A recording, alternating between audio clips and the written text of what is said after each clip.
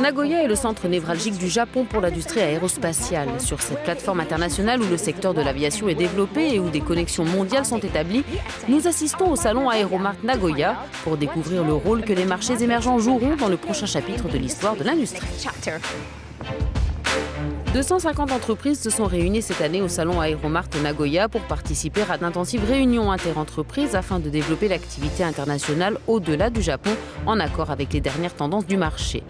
Avec la demande croissante d'avions, les acteurs clés de l'industrie aérospatiale se tournent vers les pays émergents tels que la Malaisie, les Philippines et ceux d'Afrique du Nord. Kawasaki, l'un des principaux fabricants d'avions et de moteurs, estime que ces pays peuvent aider à baisser les coûts de production. Les pays émergents sont en train de devenir très importants pour nous, afin de gagner la bataille des prix avec des faibles coûts de production. Nous manquons encore d'informations concernant l'Afrique du Nord, donc nous aimerions en obtenir davantage à l'avenir. En tant qu'industrie grandissante, le Maroc a vanté son secteur aéronautique à Nagoya. En moins de 20 ans, le royaume est devenu la plaque tournante de l'aéronautique en Afrique du Nord, une destination prisée par les entreprises européennes qui souhaitent avoir une longueur d'avance sur le marché concurrentiel actuel. Daher, une société française, est présente au Maroc depuis 2001 et ouvrira prochainement un 3e site pour la production de composites. Nous avons un nouvel investissement à Tanger, toujours dans le composite, qui a été créé en 2016, qui sera inauguré certainement début 2018, pour accompagner les constructeurs et produire un peu plus de pièces. En 2016, Boeing a signé un accord avec le Maroc avec un impact économique estimé à 1 milliard de dollars et favorisant un écosystème en collaboration avec des fournisseurs locaux qui créeront 8 700 nouveaux emplois.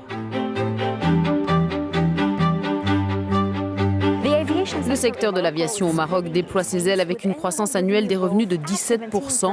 Mais pourquoi l'aviation marocaine est-elle un secteur aussi attractif? Pour obtenir des réponses, direction Casablanca. 6e ville aéronautique en termes de rentabilité, Casablanca abrite de nombreuses marques internationales. Safran, Thales, Excel Composites, etc. Nous avons visité Bombardier dans le parc industriel Midpark, zone franche située à côté de l'aéroport de Casablanca. C'est un site d'assemblage d'avions en activité depuis 4 ans et avec des projets d'expansion au Maroc. Nous faisons désormais partie de ce que vous appelez l'écosystème au Maroc. La propagation des entreprises qui arrivent est de plus en plus diversifiée quand on regarde ce qu'elles font réellement. Je pense que c'est positif pour l'avenir. Les marchés émergents offrent une autre source de production de haute qualité que vous pouvez exploiter et qui donne la compétitivité dont nous avons besoin et que nos clients exigent. Ils veulent des coûts toujours plus bas pour une qualité sans cesse meilleure et c'est l'aviation. Donc je suis certain que vous ne pouvez pas faire sans les marchés émergents. À l'Institut des métiers de l'aéronautique, le personnel et les étudiants sont formés pour faire carrière dans le secteur de l'aérospatial.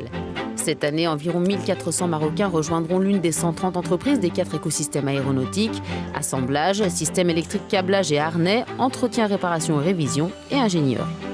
GIMAS, le groupement des industries marocaines aéronautiques et spatiales, a lancé un cluster innovant afin d'intégrer plus d'impression 3D dans l'industrie. Le secteur emploie aujourd'hui plus de 11 000 salariés à des niveaux divers. Nos challenges dans les années à venir, c'est d'installer un écosystème ingénierie de R&D innovation très fort. Casablanca a fait du secteur de l'aviation une priorité absolue du plan d'accélération industrielle pour développer de nouveaux écosystèmes qui doubleront le nombre d'employés dans le pays où le taux de chômage a atteint 9,3% au 2e trimestre 2017. Nous avons lancé aujourd'hui 2 nouveaux écosystèmes. Un écosystème moteur. Le 2e écosystème que nous avons lancé, c'est celui qui tourne autour des matériaux composites. Il y a un besoin de 40 000 appareils jusqu'en 2030. C'est du jamais vu. Et donc, le besoin de fournir les avionneurs en appareils opérationnels est de plus en plus grand. Ils n'ont pas le choix que d'aller chercher des plateformes avec de la compétitivité, de la qualité, évidemment, mais aussi de la grande compétence d'ingénieurs et de ressources humaines.